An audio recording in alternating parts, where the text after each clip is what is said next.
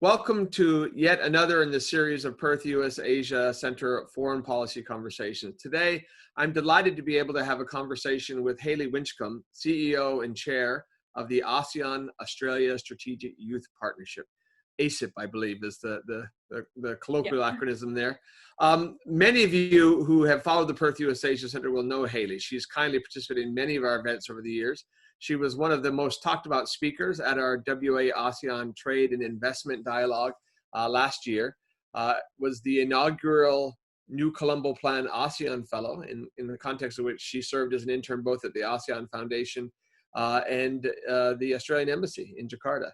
And for us here in WA, parochially, we're delighted that she's a graduate of UWA. So Hayley, we've really been impressed with your work and the work of the ASEAN-Australia Strategic Youth Partnership. I'm going to work on that. But why don't we start off with you just giving us a little bit of background about ASEAP, its origins, its programs, its intentions, and then we'll carry the conversation on from there. Thanks, Gordon, and delighted to be here. Thanks so much for inviting me. So to give you a bit of background about ASEAP, it was actually started at the end of 2018, which was at the end of my time studying in Singapore and Indonesia as the inaugural New Colombo Plan ASEAN Fellow, which was a transformational experience that I had and an opportunity to learn about Southeast Asia and regional integration in Southeast Asia in a way that just isn't possible from an Australian background and at an Australian university.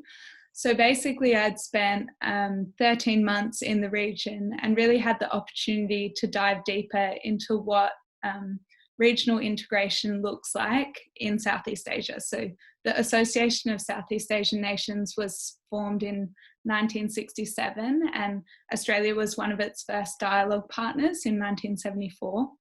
And basically I had the opportunity to have one-on-one conversations with the Australian ambassador to ASEAN, with senior academics and thought leaders at the Institute for Southeast Asian Studies, and with the Australian Chamber of Commerce to ASEAN as well, and really got a sense of the importance of the Southeast Asia region building project, which is ASEAN, and thought that it is such a shame that a lot of young Australians don't know about ASEAN. We don't know about our Southeast Asian neighbours who are our closest neighbours, and we don't really know what is going on with young people in Southeast Asia. And young people in Southeast Asia are actually one of the largest demographics in the region. They make up a third of people in Southeast Asia, and that's a population of about 648 million people in total. So a third of that is actually aged 0 to 35 years. And so there's this really amazing group of talented young people in the region, and young Australians haven't really had the opportunity to engage with young Southeast Asians who are our direct neighbours.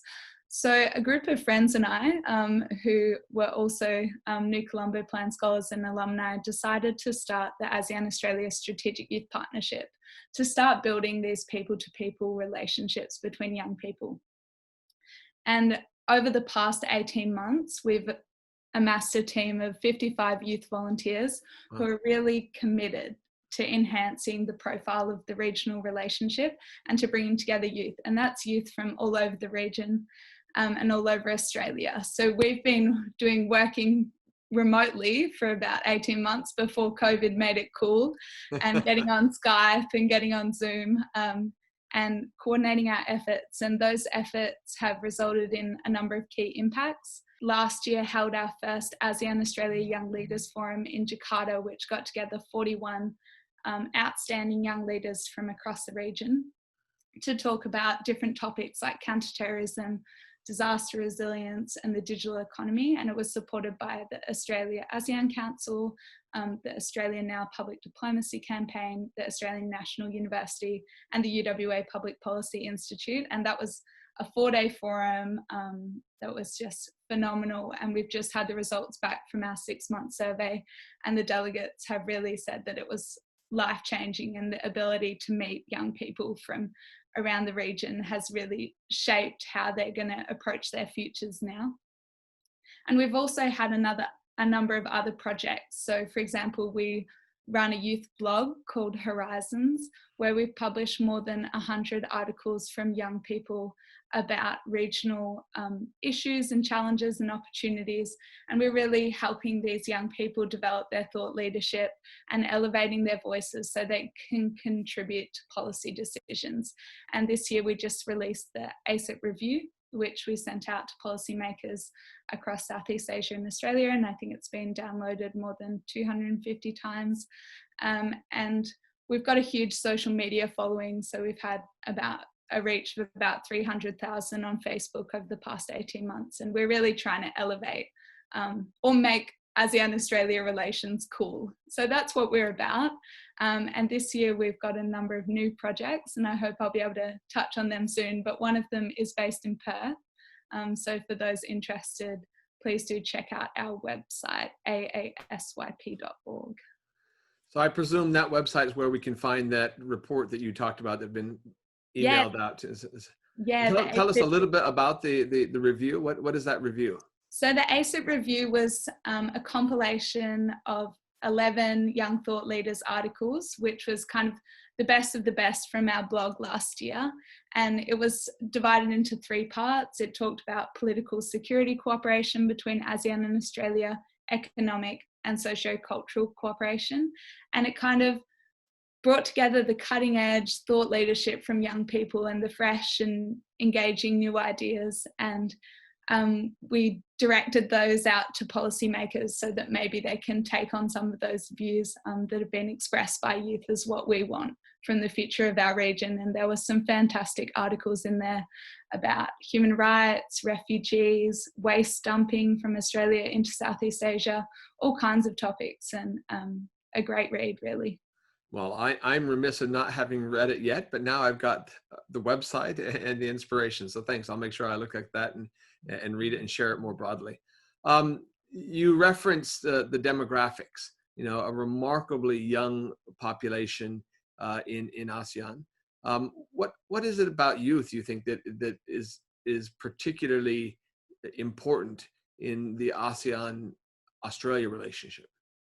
I think that what we're seeing globally is that there's big trends at the moment towards changes in digital technology, and youth are really driving that because they have grown up with it. They have grown up with social media, with various forms of technology, and they're across the world sparking a lot of innovation, making startups, being entrepreneurs.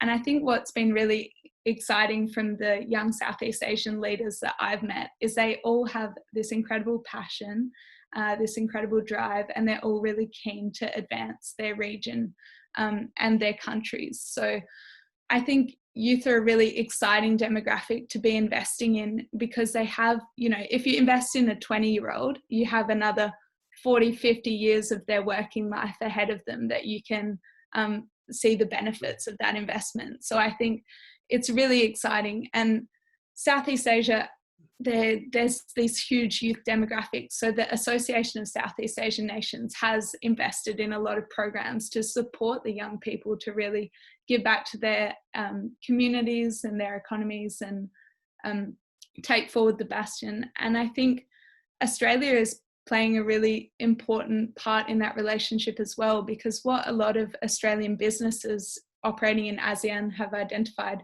is that there's a really critical skills gap at the moment, and that's not being filled. So what they're looking for is for more young people in ASEAN to be able to access the kind of world-class education that we have in Australia. And I think Australian universities have been really stepping up to expand into the region and also to invite ASEAN students to study here. And that's been also supported by the government's Australia Award scholarships. Well, I tend to like to think of myself as one of the young generation, but your reference to technology has been a painful reminder to me that I no longer am. When I started my career 30 years ago, I was the tech guy in the office, right? Because I could figure out fax machines and how to make the copier work. And now, as my colleagues at the center will attest, that I have to be helped to figure out how to work the copy. And the fact that you had already been actively engaged in Skype or Zoom or virtual communications, I think is a really interesting reference. I mean, in some respects, the younger generation was better prepared for the COVID-19 era than the rest of us were.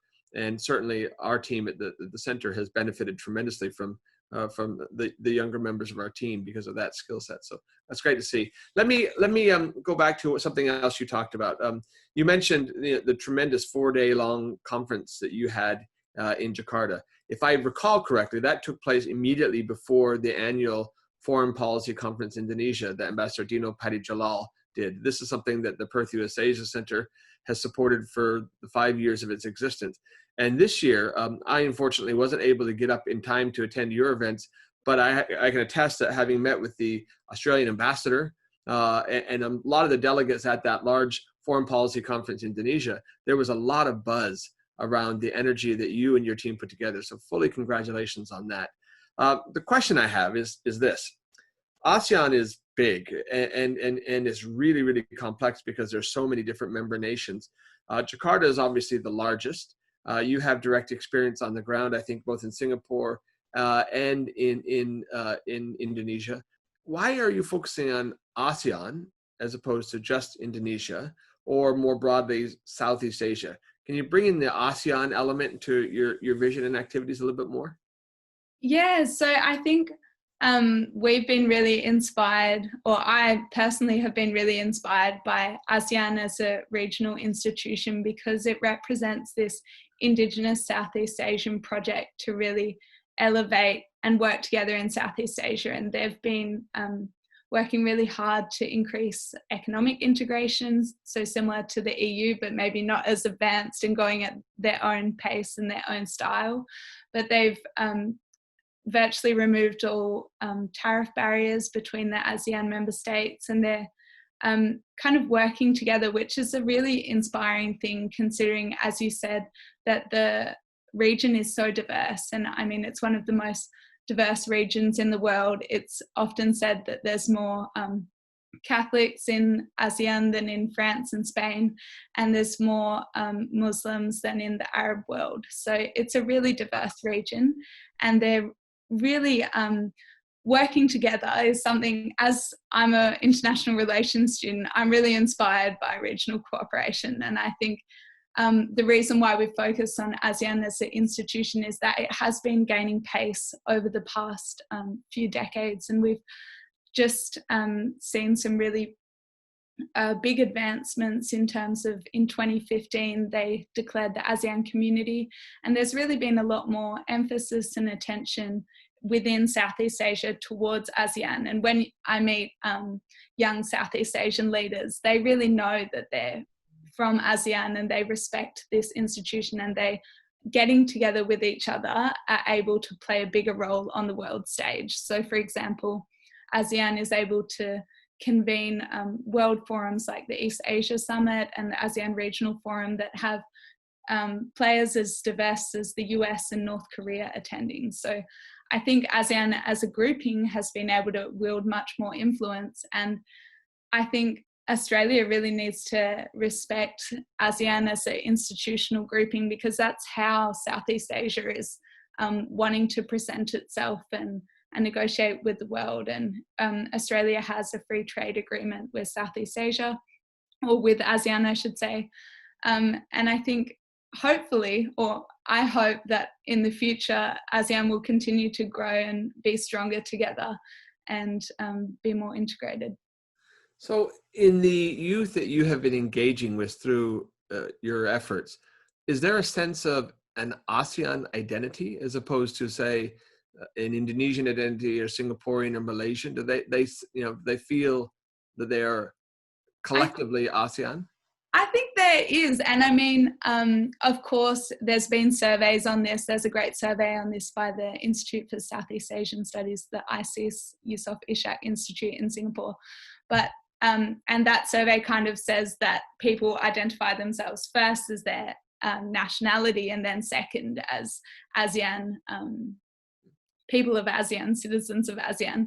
But I think that what we've really seen, or what I've really seen, is that a lot of youth are actually participating in ASEAN programs and then at our forum where we brought together Australian youth as a dialogue partner of ASEAN youth, I really did see visibly the connection between the Southeast Asian youth and the feeling of camaraderie and collective identity that is being pushed by ASEAN to kind of help shore up the integrity of their regional institution building. And if I can ask you the flip side of that, have you observed, and again, in your interactions, is there a collective view of Australia? Is there an ASEAN view of Australia, or is that broken down kind of by countries based on the individual country relationships with Australia? I think there definitely is nuance. I mean, individual countries can have much stronger relationships with Australia and even with Western Australia. I mean, when I was in Singapore, it felt like everyone I spoke to, from taxi drivers to people at uni, had a cousin or a brother who'd studied in Perth. And I think there are definitely different levels of intensity in the relationship and the touch points that are available in each country. And I think there's definitely room for improvement from Australia's foreign policy perspective in engaging the diverse partners that maybe we aren't as closely aligned with, or we don't have the big diasporas. For example, in Australia, we have a huge Vietnamese diaspora, so we have very strong and hopefully flourishing ties with Vietnam as they continue to grow at the moment. But I think there is a collective view of Australia within ASEAN to a point, because of a lot of our public diplomacy campaigns, like the Australia Awards have an ASEAN section now. So the ASEAN youth that I was talking to were all highlighting the education system in Australia as something that's really a priority for them. And yeah, I think there are commonalities as well in how Southeast Asians view Australia. I think that can't be understated in my discussions with the young people. They have very similar stereotypes of us, and I hope we broke some of those at our forum. But yeah, there's definitely some. I would anticipate some of those stereotypes would probably be good as well. Yeah. If I can just add a little to that context, as you know, I spent 25 years in Washington, D.C. before moving to Perth just 6.5 years ago. And the level of depth of expertise on ASEAN nations in Australia is unrivaled anywhere outside of ASEAN. You don't have that same level of interest, expertise, knowledge, connectivity in Europe, in the United States, Northeast Asia, South Asia, anywhere else other than within ASEAN itself. And so you're building on a wonderful foundation. If I could ask you a little bit more about the institutional support that you have received for the ASEAN-Australia Strategic Youth Partnership. How important has that been in what you've been able to accomplish thus far? And what more do you need? What do you need from state government, federal government, private sector, universities, other organizations? Could you talk a little bit about those people who have been boosters of this wonderful initiative and idea? Yeah, I think we've had a lot of support. I mean, including from the Perth US Asia Centre, a lot of stakeholders have really recognised the value of promoting the Australia-ASEAN partnership. I think one of our biggest supporters has been the Australia-ASEAN Council, which is a fabulous federal government initiative administered by the Department of Foreign Affairs and Trade and headed by Christine Holgate from Australia Post. And they have been fantastic supporters and really instrumental in allowing us to create the impact that we've wanted to create. Now, aside from that, we've seen some really strong support from the university sector. I mean, UWA Public Policy Institute and the Australian National University were our two biggest supporters last year, and we're hopefully going to expand in years to come. But it's been fantastic to have that support, and young people can't get their ideas off the ground unless existing institutions see the value in it and support them. And I think both of those universities have really put the money where their mouth are in terms of engaging with Asia and strengthening our ties with Southeast Asia. In terms of some of our other supporters from the private sector, we were really excited last year to be hosted by Tokopedia, which is one of Indonesia's highest value unicorn tech startups, and they're essentially the Amazon of Indonesia, and they enable millions of small producers to sell their goods online. So we were at the forum in the 52nd story of the Tokopedia building in Jakarta with phenomenal views of the whole of Jakarta, and learning about e-commerce and technology and digital disruption from Tokopedia's leading experts. So that was really exciting. And of course, we've had a lot of support from other partners such as ASEAN, who've been really helping us in our capacity building with young people, especially around cultural capability and knowledge about the ASEAN-Australia relationship. And we've had Penny Burt on our advisory board, and she's been fantastic. And ASEP also has a number of other distinguished leaders on our advisory board. We've got Andrew Parker from PwC, Michelle Ford from the Sydney Southeast Asia Centre, Dr. Choltis from the ASEAN University Network, and Anissa Natalagawa from the Asia Group Advisors in ASEAN. So it's been fantastic to have the support of so many established players in the relationship, which have really enabled us to achieve the impact that we have. So if somebody watching this video comes away really impressed with ASEP and yourself and the work that you've done thus far, how could they get involved in supporting you? What do you need more at this point? What are you looking for? I think at this point, we're really looking for people who are interested in creating an impact with young people across the region and are able to support us to do that either through funding support, particularly in the wake of COVID-19. It's going to be really difficult for us to continue to run programs if we don't have partners who are able to help facilitate that. So funding support is really critically important.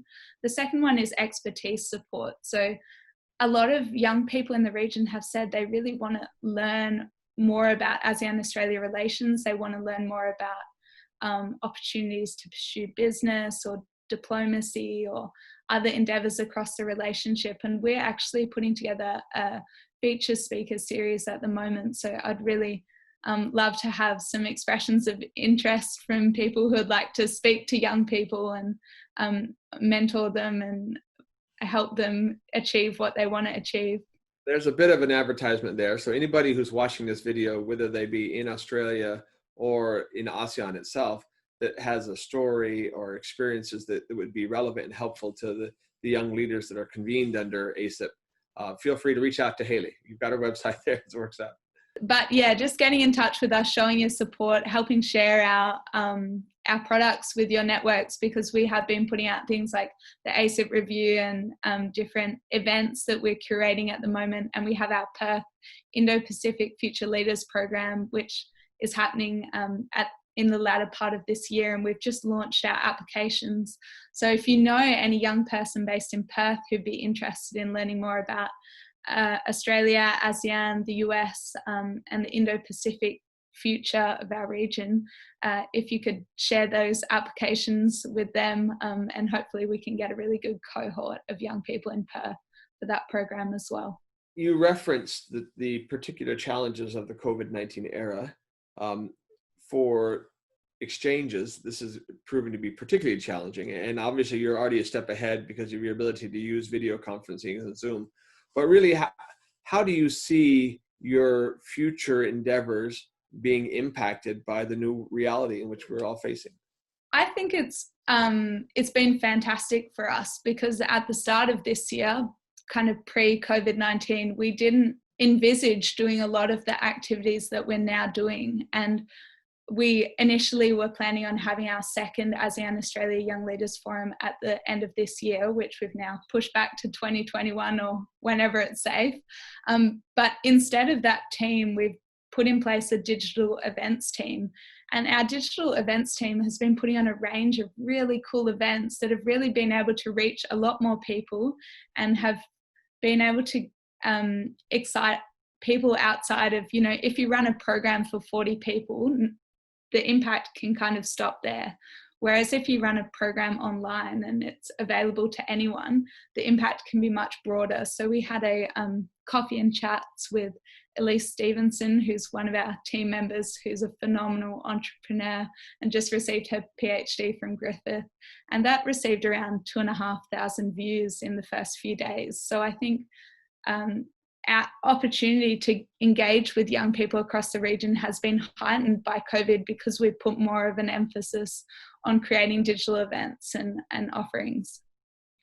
Let me veer back to the personal. I mean, obviously your time in Singapore, in Indonesia, as a New Colombo Plan Fellow has changed you and inspired you to create and build an organization like this. What do you think has changed from your engagement in the ASEAN-Australia Strategic Youth Partnership? Have you learned something? Have you changed the way you view something? Has your attitude shifted? I've learned so many things. And I think when you're volunteering in a youth organization, the thing that keeps you going back and the thing that excites you is always those people-to-people relationships. And, you know, working with my colleagues in Vietnam, in Indonesia, in Singapore, it's been really inspiring every day to learn from them. And there's certainly been occasions when I've learned a lot through that engagement. I think we've just been sharing on social media because we have a cross-cultural OOPS event coming up, and I shared one of my stories where I tried to enhance our team engagement through having a photo challenge, and it was share a photo of your food, and I organized it during Ramadan, and it was just such a big cross-cultural faux pas, and I immediately, my friends messaged me and I realized, and I changed the challenge. But I think it's been a really good learning opportunity for me. And there's been other instances, you know, where we've tried to engage with partners in Southeast Asia, and one of our Vietnamese director colleagues will tell us, Hayley, you know, you need to be more conscious of hierarchy, and you need to address things like this and present ASEAN more humbly and as a small youth organization, because in Southeast Asia, hierarchy is really important. So I think every day I'm more inspired and every day I learn more. And that's what has been my personal journey with ASEAN. As somebody who spent, 2.5 years of my late teens, early 20s living overseas, I couldn't agree with you more about the importance of being there, the experience. And so you described your most recent trip up to Jakarta, the view from the 51st or 52nd floor of the Tokopedia kind of tower. My presumption is that the average Australian will be interested in the region. There'll be a sense of exotic. And it's not until you get to Jakarta and see that they seem to throw up a city the size of Perth every week. And just the scale of development and expertise there is, on the one hand, exhilarating, but also humbling.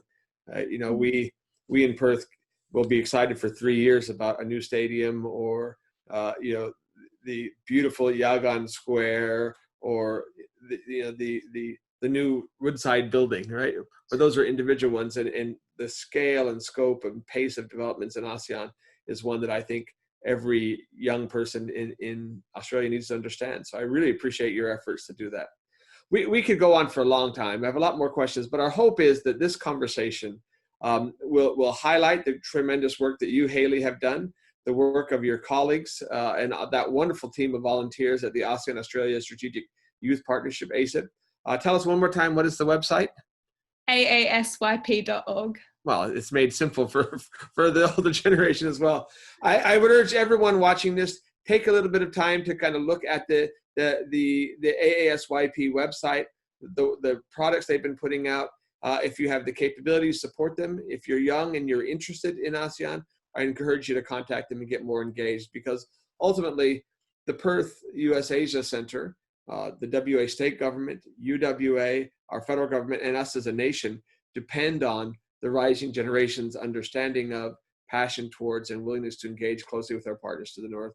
So Hayley, thank you so much for your time today. And we look forward to sharing this conversation very broadly, both with your colleagues at ASEP and with our networks in the region. Thanks again. Thanks, Gordon. My pleasure.